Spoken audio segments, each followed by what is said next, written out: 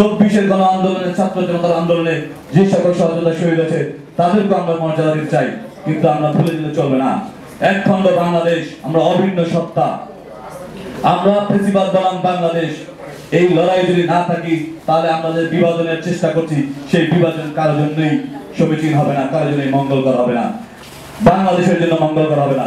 যদি প্রকৃত অর্থে বাংলাদেশের উন্নয়ন চান, প্রকৃত অর্থে বাংলাদেশের গণমানুষকে ধারণ করতে চান, তাহলে অবশ্যই সকল ভেদাভেদ ভুলে গিয়ে এই ফেসিবাদ বনাম বাংলাদেশ, একখণ্ড বাংলাদেশ, সবার আগে বাংলাদেশ, সেই বাংলাদেশকে ধারণ করে আগামী পথ চলতে হবে।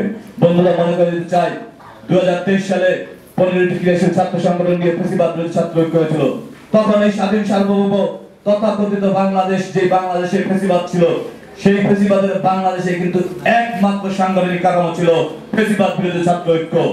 আমরা আজকে আমাদের সতীর্থ সহযোগীদের মনে করে দিতে চাই, আপনাদের হয়তো সংক্ষিপ্ত বিপ্লবের মাধ্যমে যে বিপ্লবে ফেসিবাদ বিরোধী ছাত্র ঐক্যের নেতাদের অংশগ্রহণ ছিল, হয়তো সেই বিপ্লবের মাধ্যমে ফেসিবাদের পতন হয়েছে, কিন্তু ফেসিবাদের প্রেক্ষাপট তৈরি করার পিছনে ফেসিবাদ বিরোধী ছাত্র ঐক্য তথা এদেশের গণতন্ত্রকামী মানুষ, সাধারণ শিক্ষার্থীদের প্রতিনিধিত্বকারী ছাত্র সংগঠনগুলো, তাদের ভূমিকা ছিল। সেই ভূমিকাকে স্বীকার করে আগামী বাংলাদেশকে গণতান্ত্রিক বাংলাদেশ, সাম্য মানবিক মর্যাদার বাংলাদেশ তথা আমার প্রিয় নেতা দেশ নায়ক তারেক রহমান সকল ভেদাভেদ ভুলে গিয়ে যে ঐক্যের ডাক দিয়েছেন, সেই ঐক্যের ডাক দিয়ে কল্যাণকামী বাংলাদেশ গড়ার প্রত্যয় ব্যক্ত করে সবাইকে ধন্যবাদ জানিয়ে শেষ করছি।